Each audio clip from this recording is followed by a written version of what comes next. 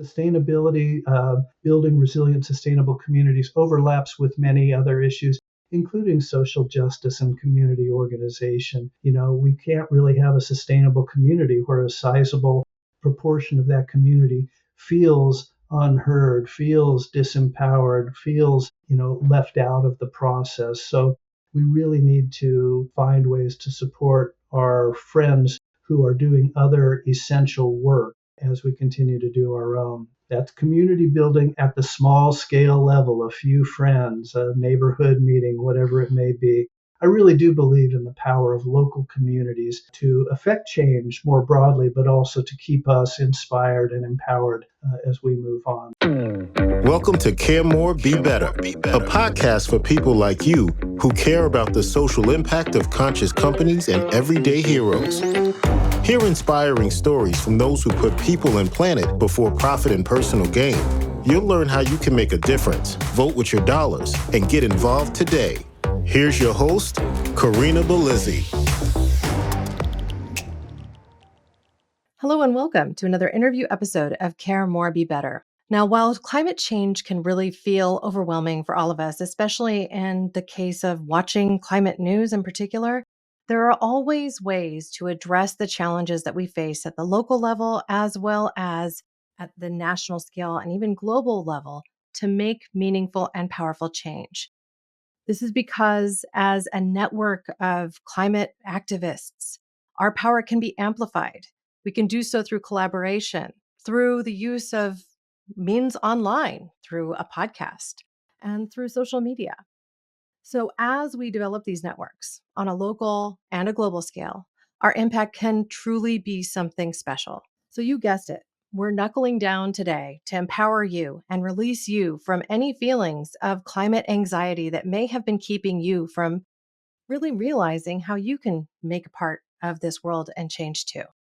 I'm joined today by Laird Christensen, a visionary leader dedicated to addressing the global climate crisis through local sustainability efforts and intentional community building. As a founding director of online graduate business programs of environmental studies and resilient and sustainable communities, he revolutionized distance education by emphasizing practical applications within students' communities. Laird's expertise spans public speaking, facilitating groups, hosting impactful online events, and many forms of writing, from creative nonfiction to scholarly works and even poetry. His diverse skill set and commitment to sustainability mark him as an inspirational figure driving change in education and advocacy. Now, he's also on the faculty of Prescott College. You've heard from now 2 of their faculty members. And so we're just going to deepen this conversation as we get to know more about Laird and how we can go ahead and really amplify our personal impact. With that, I want to welcome Laird to the stage. Laird, welcome to the show. Hi, thank you so much. I'm happy to be here. Well, I'm happy to have you here. Obviously, you're this is my 3rd interview with somebody from Prescott. Sounds like I'm a cheerleader for you at this point.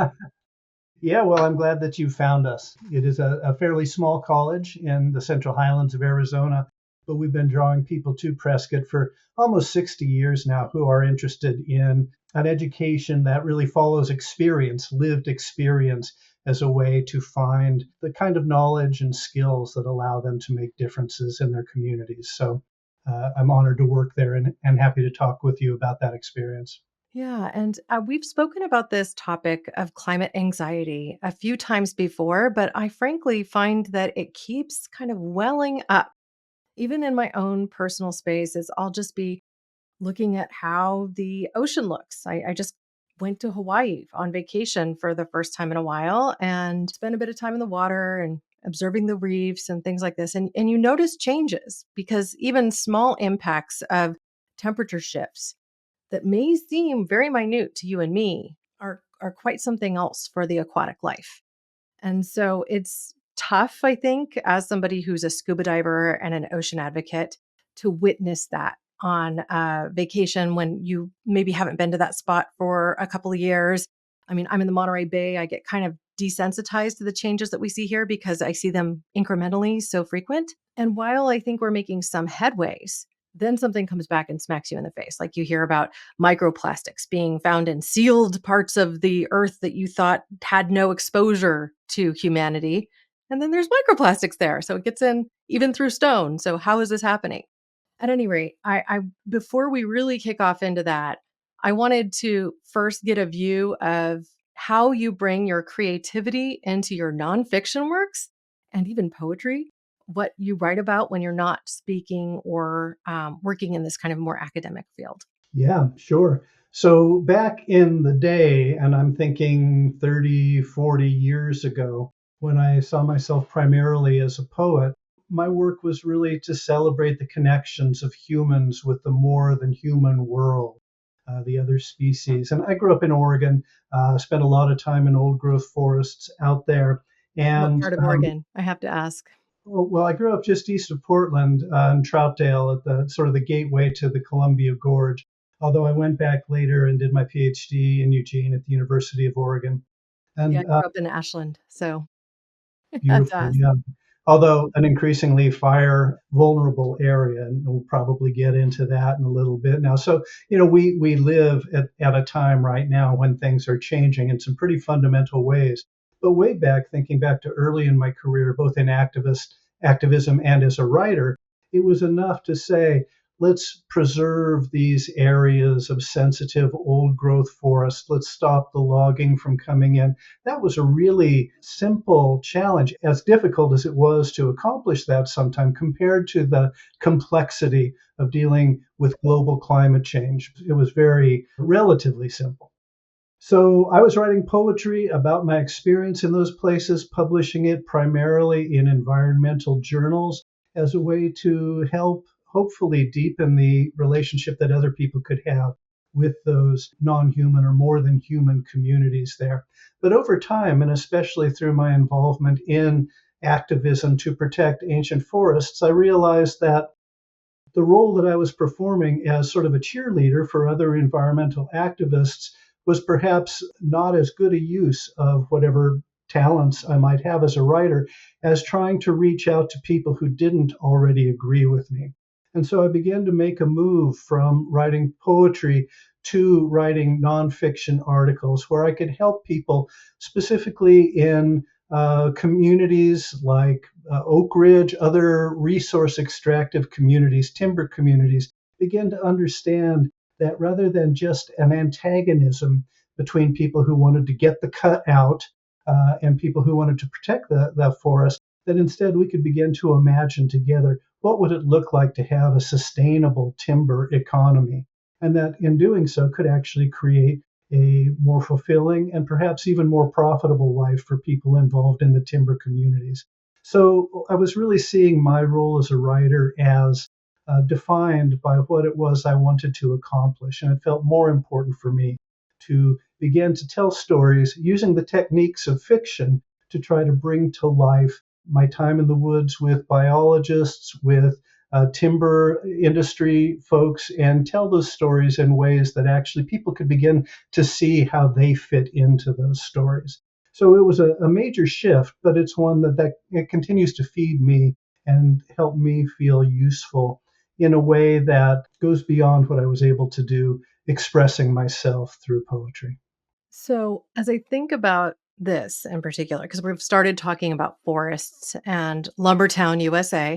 I mean, I essentially grew up in Southern Oregon, which was at the time in the 70s and 80s a lumber community that had started to see some of the challenges of a declining forest. There just simply wasn't as much wood to go and grab. You had to start to harvest more sustainably. And there was a lot of friction between forestry departments and environmentalists, and forestry even allowing more thinning to be done than was probably mindful, especially if you're considering the watersheds in the areas and things along those lines. So, how, in the midst of that kind of culture, did your communication style through this academic writing and through bringing creativity in work to sway people into a more ecological frame of mind where there could be a meeting of the minds as opposed to this friction and battle? Yeah. It's a really great question. And to some extent, I feel that being involved in that sort of conflict during the 1980s and 1990s really prepared me for the political polarization that we face today. You may have some memories yourself of the kinds of slogans or bumper stickers or signs that you would see in timber country when you were a kid. Save a log or eat a spotted owl, that sort of thing. And so that polarization was real. Two groups of people with very different values coming together in an antagonistic relationship. And in fact, recognizing that there just wasn't the possibility to facilitate real communication through that antagonism led me to make some changes in the way that I expressed myself, not only through my writing, but through the bumper stickers on my truck or through the clothes that I would wear when going to public meetings or that sort of thing.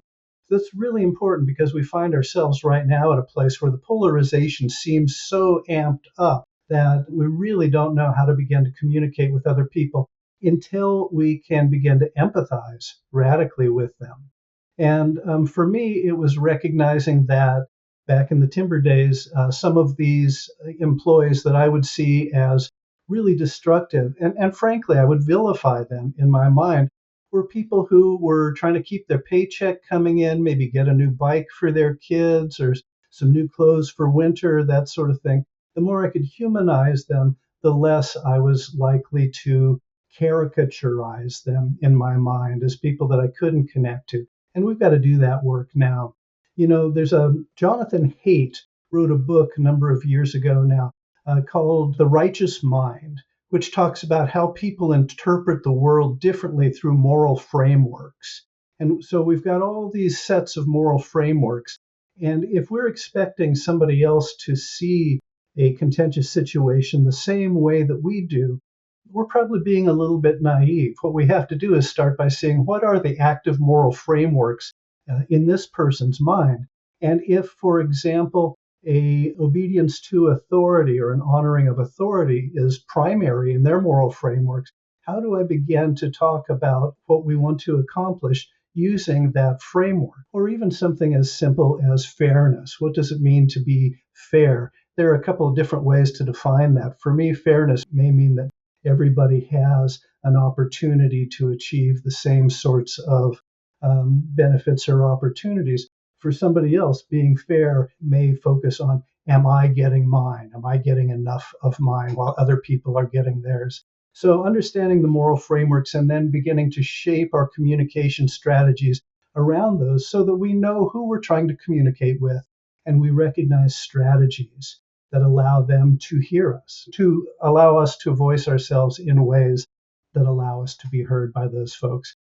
That's really what I was doing before I understood the process of it. But I recognized that tension, that horrible antagonism between environmental activists and the logging community was simply not a way of moving forward. And I had to figure out a way around that. Well, and I don't think it is yet either. I mean, it's still very contentious. We have this vision, especially those people who live outside of the Pacific Northwest, that Oregon is a very progressive, very liberal space. And outside of the really center that is Portland, Oregon, that really is not true. And so I wanted to share with people this perspective because I think it plays in to how we get into a frame of mind where we can work to understand the people that are on the other side of the aisle so that we can actually have a meaningful conversation instead of one that is just ripe with anger, dissent, seeing the other as less, right? So I grew up in Southern Oregon in the 70s and 80s. I went to school in Ashland and then in Medford and then back in Ashland. And the communities were pretty identical, even though Ashland was known as being more of a hippie progressive space, more like the Santa Cruz of Oregon in a way. That said, the state song was something we sang every day in class: onward and upward ever, forward and on. Hail to the land of freedom, my Oregon. People commonly had the bumper sticker Native Oregonian with pride and would do things like pull over. The police officers would pull over people who came in with California plates persistently just because they wanted to communicate this lack of welcoming, especially in Southern Oregon, where we had more people coming through. Now, as it stands, when you're a child who may be in a progressive family that has liberal ideals growing up in this community, you're confronted with this upswell of a very, I would say religious right perspective, very much freedom, very much, I think, focused on some of the libertarian ideals and much more conservative leaning that is perhaps a little bit more blue collar, especially as you're talking about Lumbertown, USA type of perspective. And that community gets a little insular in some ways because they are protecting themselves from the outside influence. And the outside influence could be anything like Californians coming in, doesn't matter what your skin color is, it's just Californians are bringing their culture up here and we want them out. Or also then outsiders from another perspective. And that could be the color of your skin, the language you speak, the culture you bring in with you. And so there's this need almost from that community perspective to keep things the same as they have been and to try and push out anything new. And I have been back to these parts of Southern Oregon and spent time there now, many years later, more than 20 years later, and still noticed a lot of those same feelings and really feel like this is kind of at the root of some of the challenges that we face, where it is we have a liberal elite perspective kind of coming in and trying to change something that in their minds isn't broke, don't fix it, stay out of my town type thing. And so, if we're confronted with these two very opposing ideals and something as big as climate change that affects everyone, that burns the forests that you would seek to log, and at the same time, that puts so much smoke in the air that you have to wear an N95 mask just to go outside, or you are left coughing up phlegm for the rest of your day. And that is what happened when the forest fires were really bad in Southern Oregon over the course of the last couple of fire seasons. So, what is it going to take in your mind to be able to bridge these gaps? Because I don't see enough patience from either side to really want to listen to each other for the most part. And I think that's probably the most concerning point. Like, we don't have enough patience to listen. Yeah, that's such a great point. Sociologists would describe, I think, what you're talking about as the way that communities of people identify as in groups and out groups. And that's a part of their fundamental definition of who they are. This is my community. This is what we believe. This is how we see ourselves. We're different than those people. And the differences are a part of defining how we behave. So, to some extent, when we ask ourselves, how do we begin to bridge those different groups, we have to start by recognizing, well, hold on, the group identification is fundamental to being human, whatever that in group is that we identify ourselves a part of. So, wishing that that distinction would go away is sort of counterproductive. So, if we start by acknowledging the fact that we are to some extent defined by our distinctions, then the next step becomes not so much how do I abolish those distinctions, but how do I begin to communicate across those distinctions?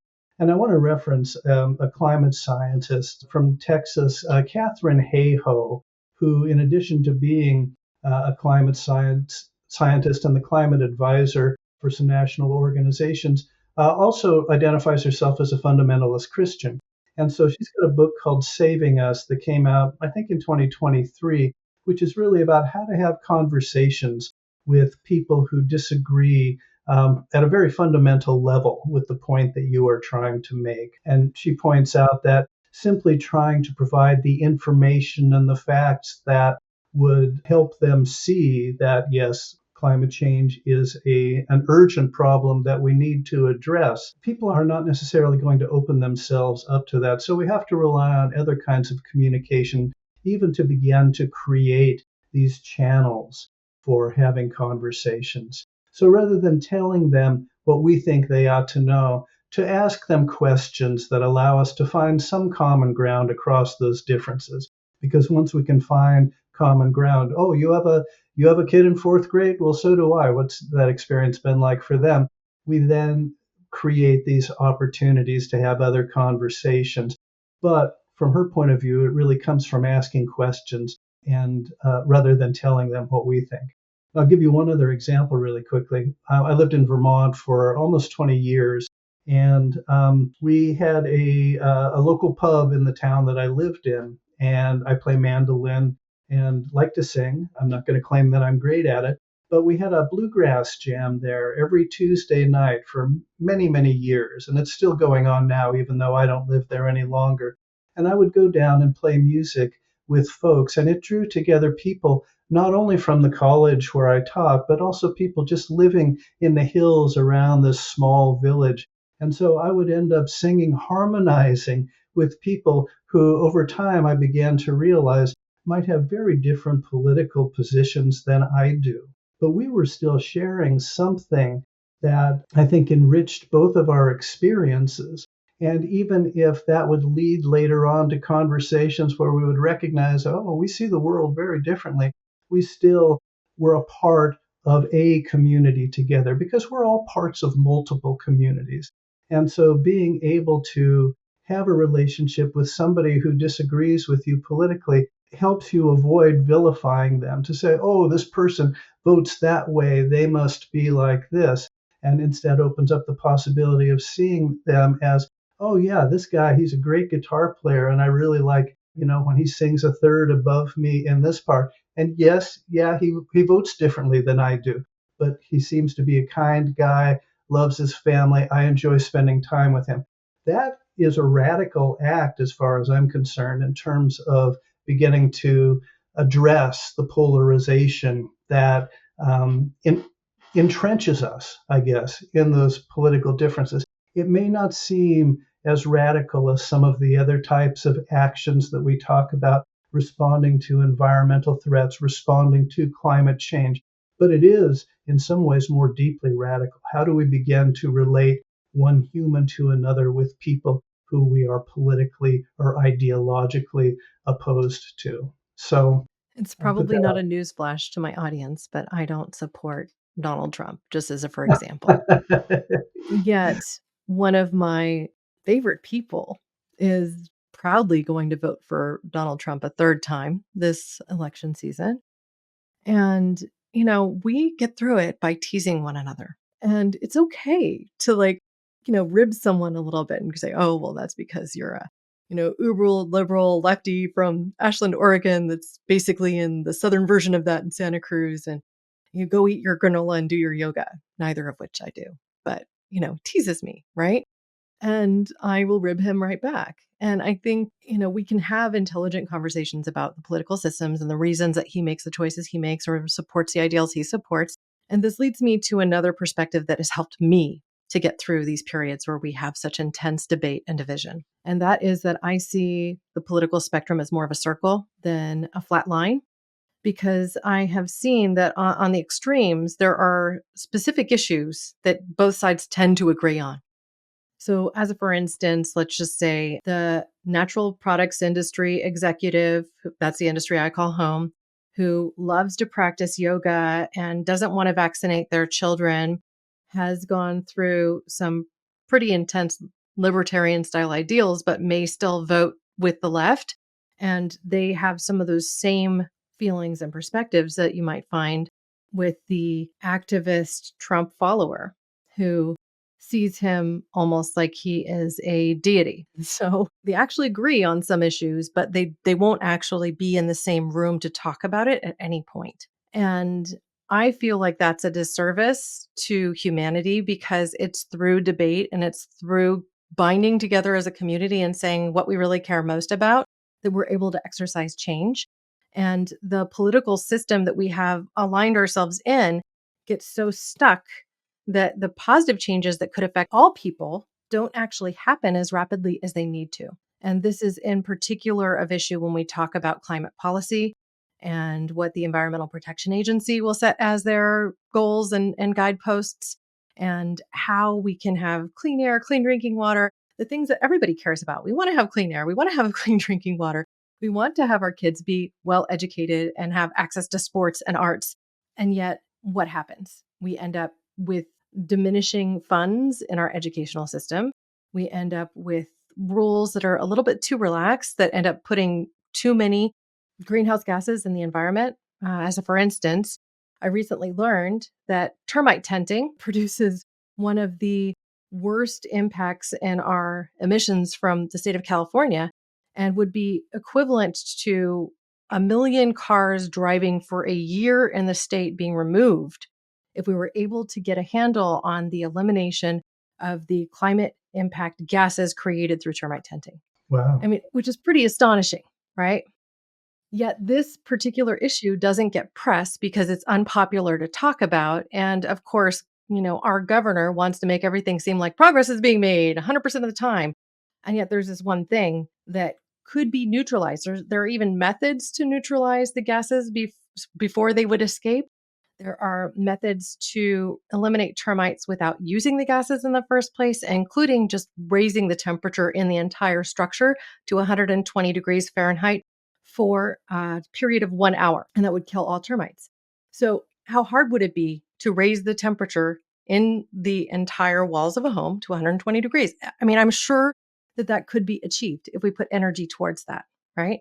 And the greenhouse gas impact of heating the home to that temperature versus releasing so many of these persistent greenhouse gases that can't be drawn down, we're just not going to look at that issue. We're going to skirt right by it, right? Yet we should all care about it. And it doesn't get talked about. I mean, this is just one small example, but there are so many of them that we just kind of trip over as we walk out the front door that I feel like we need to get to a space where we can have these conversations and have willingness to talk, as opposed to this pointing of fingers and you're bad, gets us nowhere. Yeah.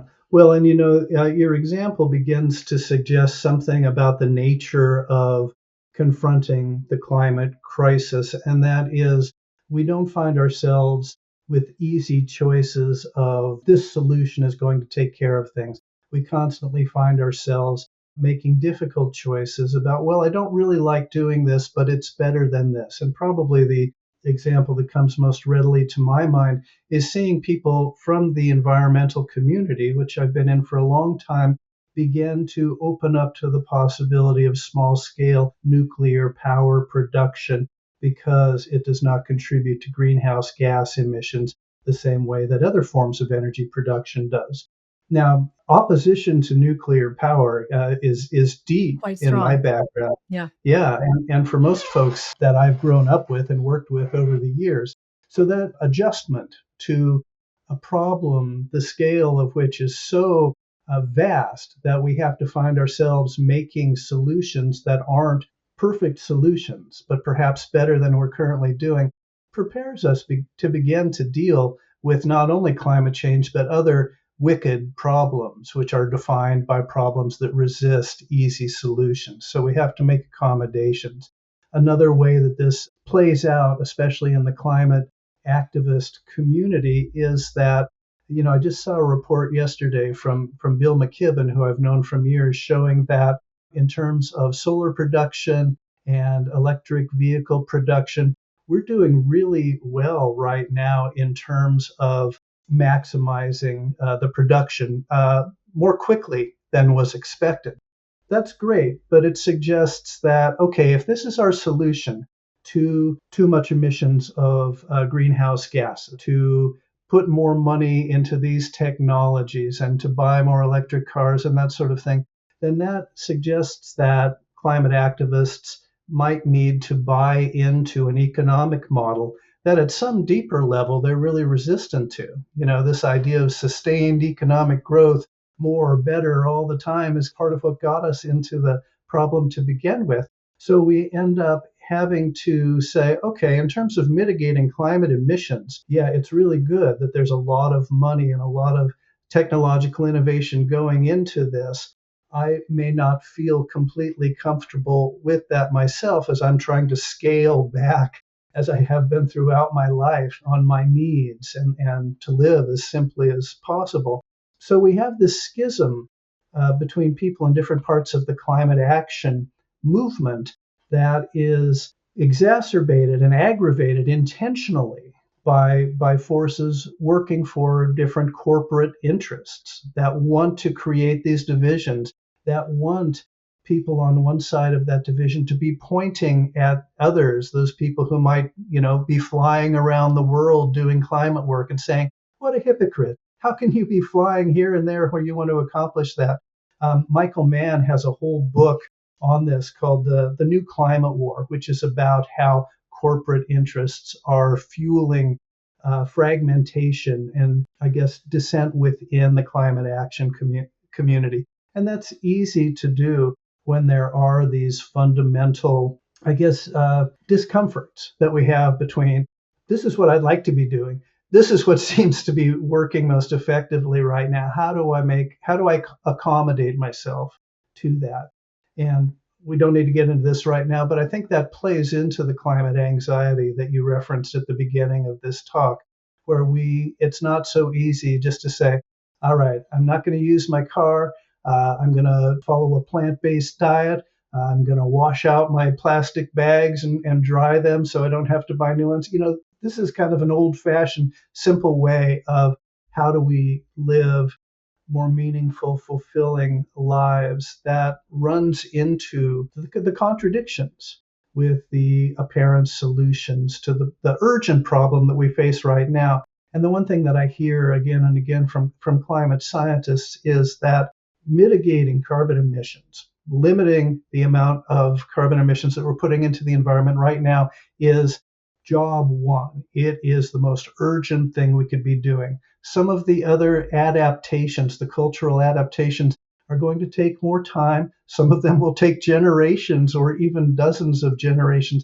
In the meantime, we have to stop emitting carbon, whatever we can do. That leaves many of us in a position where what we'd like to do and what we are forced to do, there's that they don't sit well together.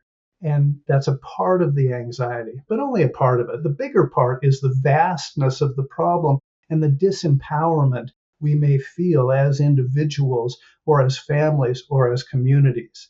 Let's talk about that for a minute, because I've covered this on a prior episode. I learned that if you had led the greenest footprint possible, like you have stopped driving, you're composting all your organic produce, you're buying things without excessive packaging, you've gone zero waste. The difference you will have made is akin to a 0.000000003% impact on our global climate. So really, the changes that you can personally make, if you're going to be stalwart about it and do all those things, is small. However, it's also something that can be compounded and grow and scale and become much more impactful.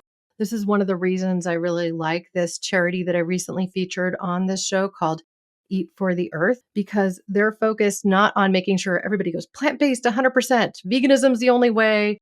Animal eating is the villain. They just say, look, eat more plants, crowd out the other stuff. And, if you reduce your consumption of these animal products, and if we all ate that way, the impact we would collectively make is much greater. And that's where I think we can amplify the effect without having everyone become the 0.000000003 group, because it's going to be near impossible for most people to achieve that unless they live in a very walkable city and they live really close to work and their kids don't require you to pack a bunch of stuff for them for school every day. I mean, there are societal pressures that move against us being able to live in that way and that make it harder. And granted, we can make progress. We can do things like get to a space where we have more reusable packaging, where we can have a model that's more similar to what you see in Germany, where you go to get your soda bottles and they're all in glass. And then when you go to grocery shop the next time, you drop them off and they get refilled, kind of like life was here in the 1950s. There's a possibility to reinvigorate some of these reuse kind of systems. But to that point, it's the systems changes that we need to see, because you and I could say, hey, no war for oil. Let's stop drilling. Let's stop fracking. Let's stop doing all these things. We don't individually have a say in whether or not that happens. But then there are really strong pushes by, for example, Stand.Earth, who we've also featured on this show, who are saying, look, we need a fossil fuel non-proliferation treaty. Just say no new oil projects, period. And there are several countries now that are signing on to this, but they're the smaller countries that don't do that very much. And yet, what has Joe Biden recently done? I mean, he's signed off on more fossil fuel projects than any of us, I think, anticipated. We will produce more oil in this coming year than we ever have. And so what do you say in the face of that? How do we as a community, help shift away from that and push for systems changes so that we can actually make these things a success? Yeah. So I think what you're getting at suggests different scales at which our actions can have an impact. And I think that you're right that if we measure our impact in terms of personal changes, it's going to seem relatively minuscule in terms of the overall carbon emissions of the country. But at the same time, if we measure it differently in terms of personal efficacy, it actually is part of the solution to climate anxiety. So I want to jump into that for just a minute before coming back to how we engage with systems. And in doing so, I'm going to refer largely to the work of Joanna Macy, who's been a guide of mine for years, and Chris Johnstone and their program Active Hope. And there's actually a book on Active Hope. But it suggests a four-step process. And I had to start paying attention to climate anxiety when my own students at Prescott College began to reach out to me and say, I think I'm going to need to take a leave of absence, or I think I'm going to need to stop graduate school because having to face the reality that I do in class after class about climate change, about social injustice, it's just bringing me down so much that I don't feel like I have the power to keep moving. And so I reached out, began looking for resources, and now I'll conduct workshops for students from time to time. But we've also built into all of our courses a sense of climate solutions rather than focusing too much on the problems. But the four steps that Joanna Macy and Chris Johnstone suggest are first, that we start from a place of gratitude, of giving thanks for what we've got in our lives right now, because that enables us to begin from a place of resilience. Oh, look at what I've got going on right now. That's a good place to start. The second one, which really surprises people, is to honor the despair that we feel for the world around us. And that honoring feels counterintuitive. But in a sense, the despair that we feel, the grief, the fear, the anger, those are performing functions, really vital functions in helping us prepare ourselves to respond to it. It's like the warning bell clanging as the Titanic heads for the iceberg or something. Didn't do any good. It was a little too, that's probably a horrible metaphor because it didn't do them much good. But it's a warning system. It's a feedback loop suggesting, hey, what's happening right now is not sustainable. You'd better make some adjustments. So we honor that. We express our fears and anger. Then the next step is to become aware and share with each other the different networks around us in which people are doing work that inspires us, the communities that we feel a part of, so that we're not feeling alone. And then the fourth step is to identify action, a single step that we can take.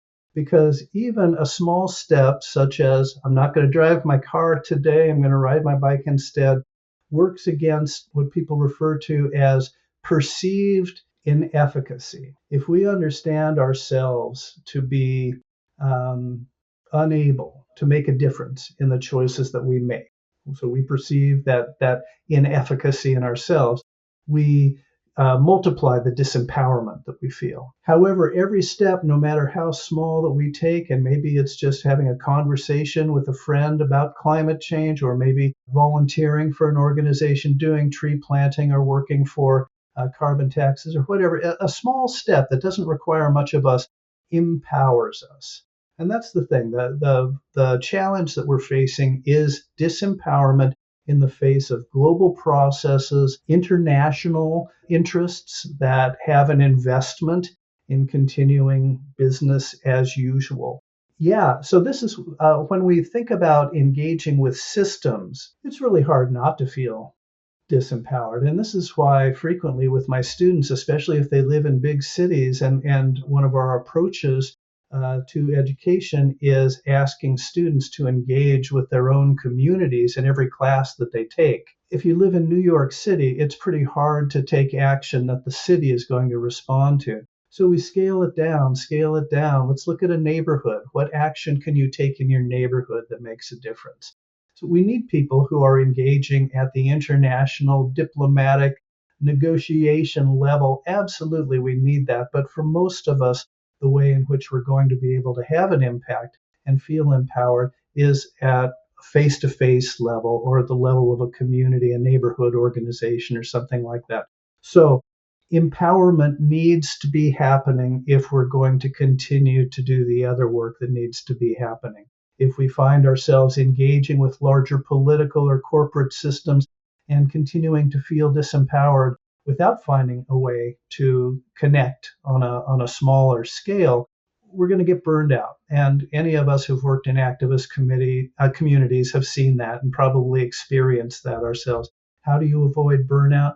By doing something small that feels useful.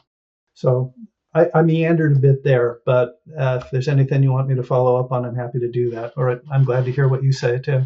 I would love to introduce an idea and get your thoughts on that because I think there's a kind of groundswell in the activist community of individuals who are willing to be a little bit like the rebel, right? Like it's okay to be rebellious in your activism, so to speak. And so there's a couple of movements within that arena that I find incredibly interesting. And I'm not necessarily suggesting that people go out there and do this, but one of them is guerrilla gardening.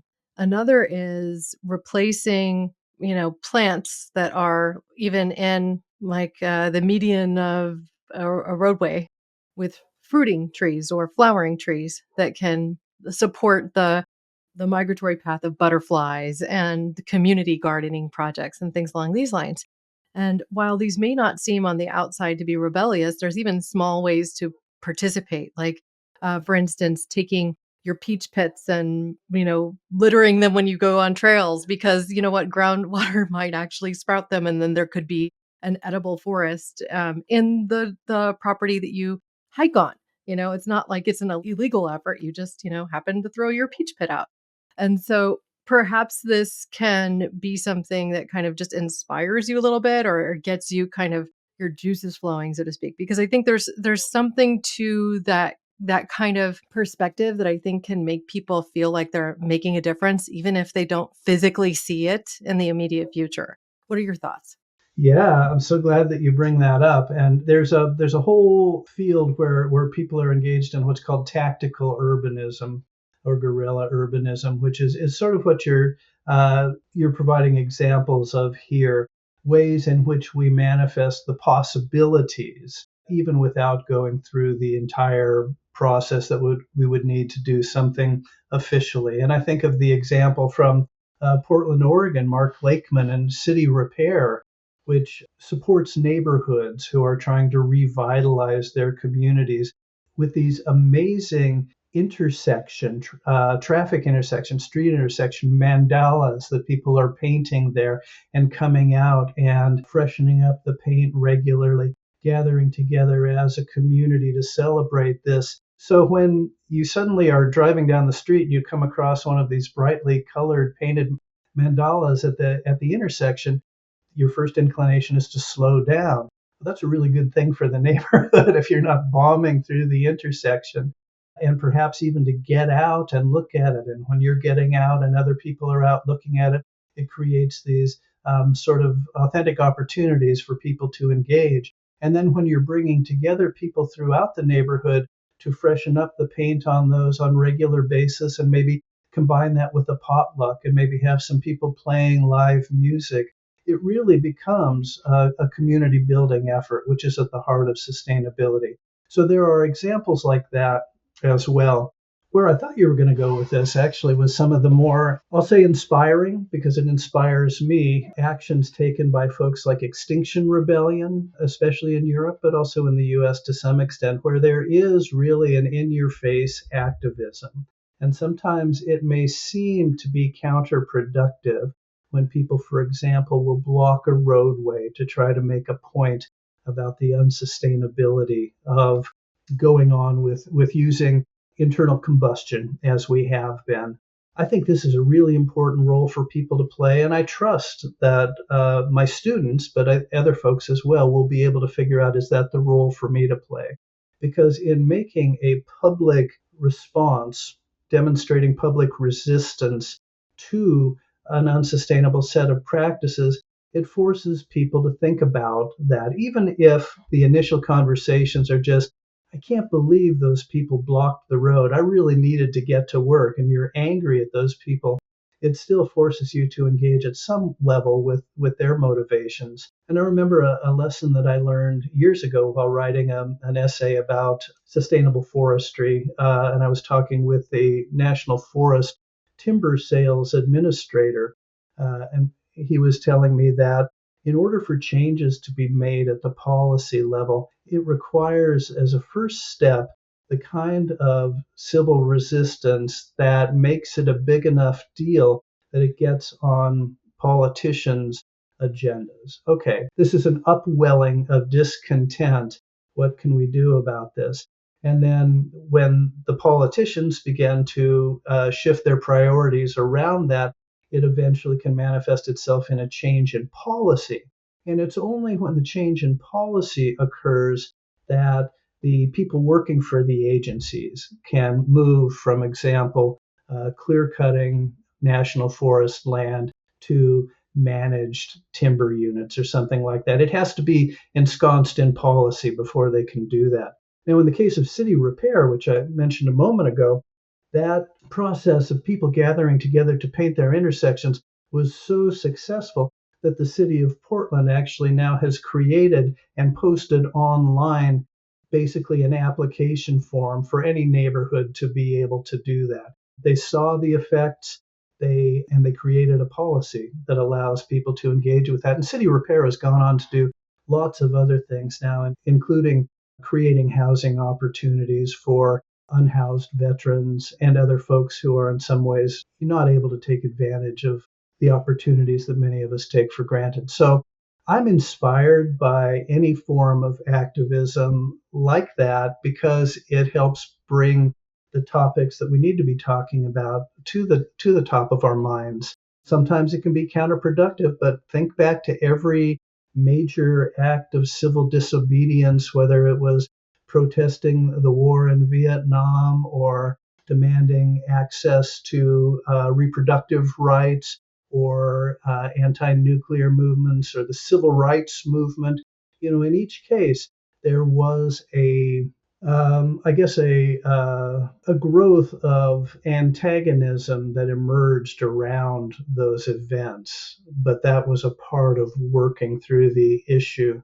There's a writer, Catherine Wilkerson, who made a point that said, it is a magnificent thing to be alive at a time that matters so much. And when we think about the climate justice movement more broadly, think about the people working all over the world who are involved with that.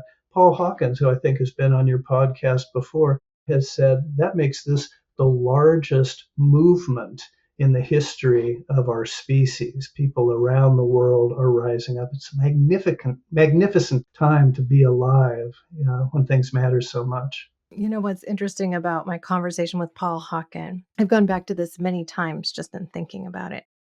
I had suggested through our conversation that it seemed like he was advocating for us to push from the bottom, which means that each individual would have a say in the progress of this activistic movement. And he said, no, no, no, we're pushing from the middle. And I still don't exactly know what that means because I feel very much like we're still pushing from the bottom. And perhaps the ideal gets us to a place where when we have more than 1 billion activists that are really working at this problem, that becomes the middle. But I would argue that we're not really there yet and that we're starting to infiltrate policymaking positions, but then there's still that vying for control within each of those administrations around the globe that essentially means that progress is slower to really take root. And so, to me, it still very much feels like we're a part of that. We're in the sea that's rising, so to speak. And, you could look at that from a climate perspective and say, oh crap. But, kind of that's what it feels like to me. I wonder what your perspective is as somebody who's sitting in this professorial capacity, teaching students largely online and hopefully educating them about what it takes to network with one another, even through online means, because so many people don't necessarily know where to start otherwise. Like they don't know necessarily what it takes to go to their chamber of commerce or the local city hall meetings, or even going and lobbying Congress at their state assembly. They don't really understand the steps to get there. So they're starting from, let's say, ground zero. How do they learn to take part in this? Or what do you think will actually help them on this way? Whether it means that they end up in an online course platform like that offered by Prescott College. Yeah, I really appreciate that question.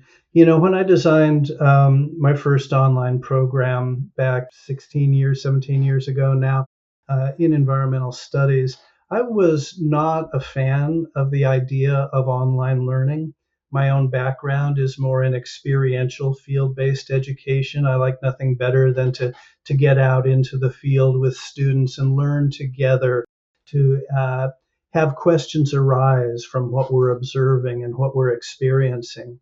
And that's really at the heart of the Prescott College approach. But when the college I was teaching at that time decided they needed some online programs, I was actually appointed to direct the first one because of my fondness for experiential teaching. And the provost who appointed me felt like if you can create a program that you would want to teach in, that will go a long way towards bringing other people on board.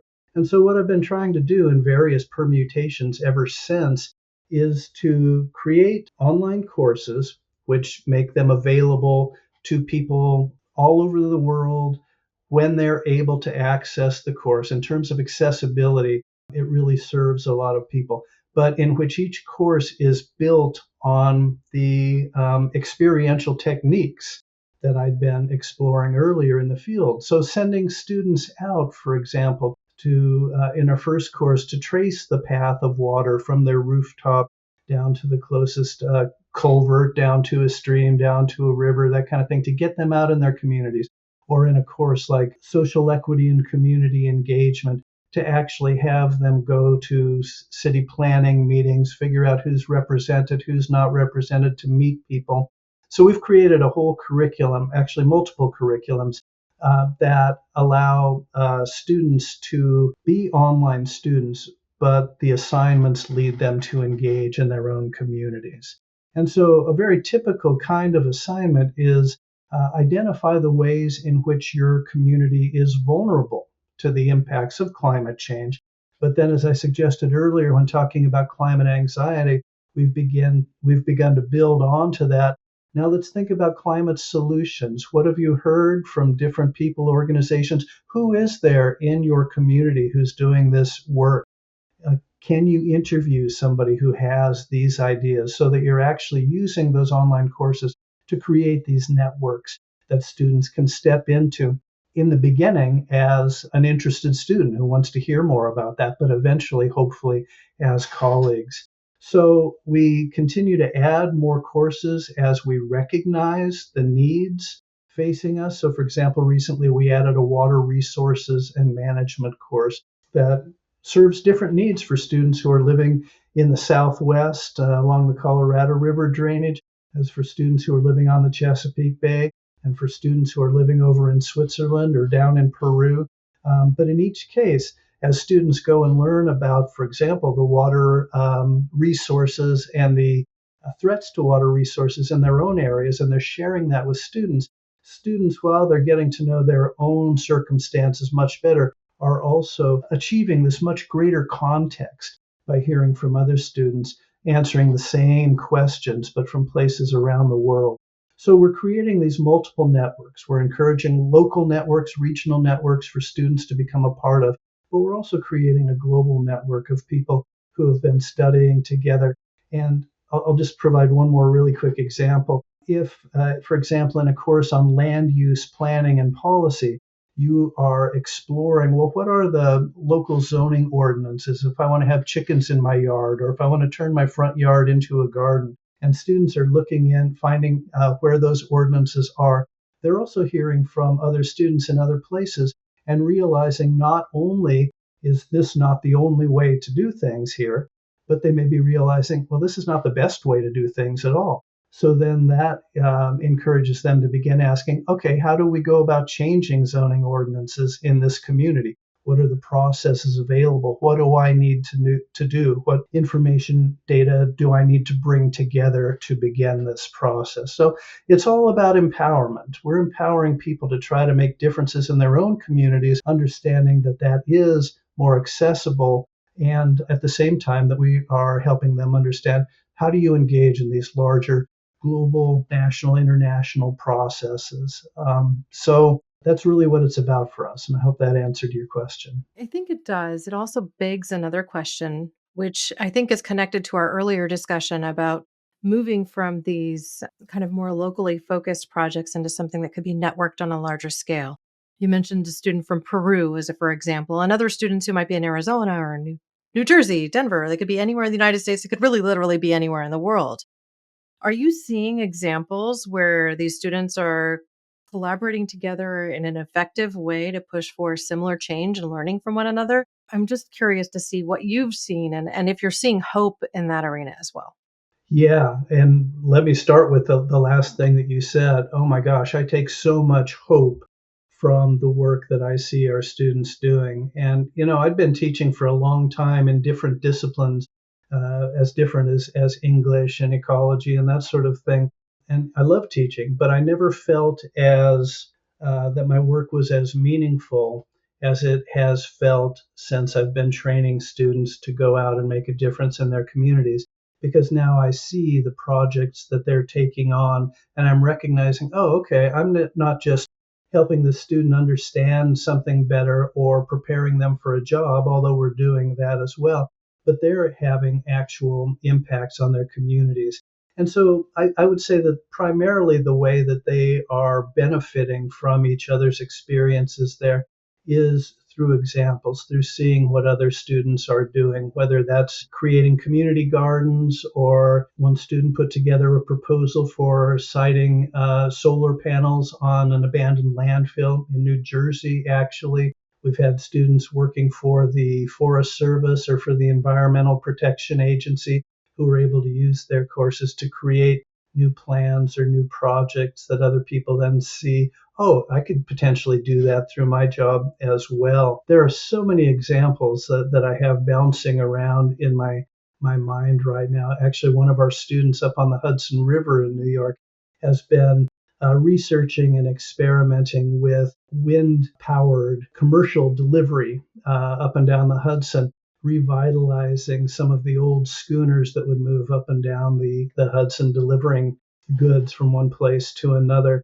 So, yeah, folks putting into action what they're learning. So, starting with the theory, moving to the practice, imagining what possibilities are there for creating climate solutions through the avenues available to me, and then doing that and sharing it with each other. It is so hopeful. And I think I credit much of my ability to stay optimistic with what I see my students doing right now. I know there are a lot of people who aren't doing that kind of work, but I'm surrounded by people. And I almost said young people, but in fact, plenty of our graduate students are in their 40s and 50s and even beyond. Actually, there's another example, a retired military gentleman from southern Arizona went up to work with the Navajo Nation in terms of providing some solar arrays up there and being able to get power into an area that the power lines just weren't getting to. So my day is filled with inspiration from students who are making a difference. I'm feeling really grateful for that right now. Yeah, that's really great to hear.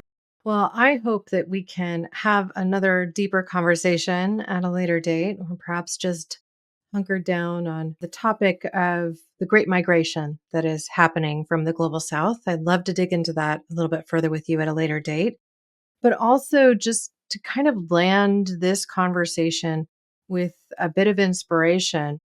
I was hoping that you could share just a couple of closing thoughts, or if you had a question that you felt like I should have asked and didn't, you could ask and answer that. Well, yeah, I appreciate that question. You asked a number of questions that caught me by surprise, but I welcomed all of them and really appreciated just the chance to have this conversation.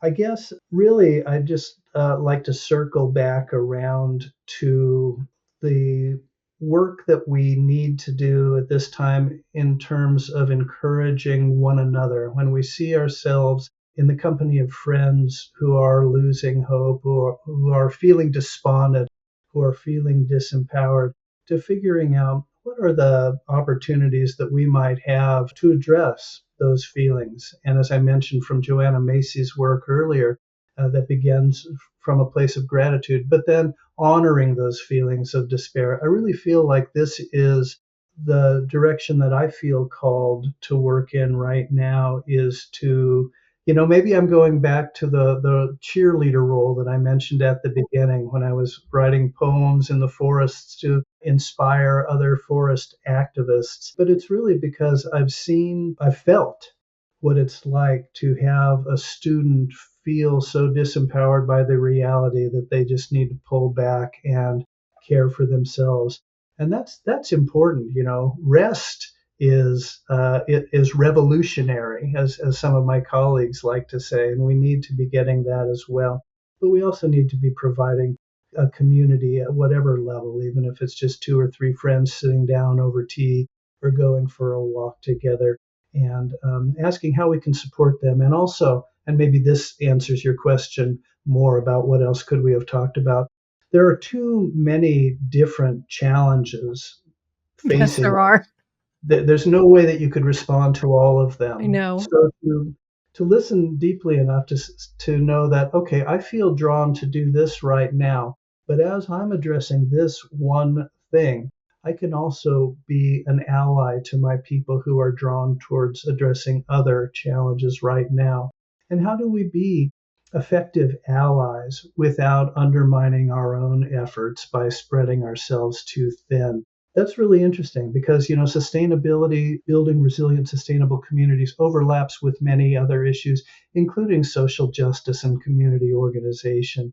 We can't really have a sustainable community where a sizable proportion of that community feels unheard, feels disempowered, feels, left out of the process. So we really need to find ways to support our friends who are doing other essential work as we continue to do our own. And that's community building at the small scale level, a few friends, a neighborhood meeting, whatever it may be.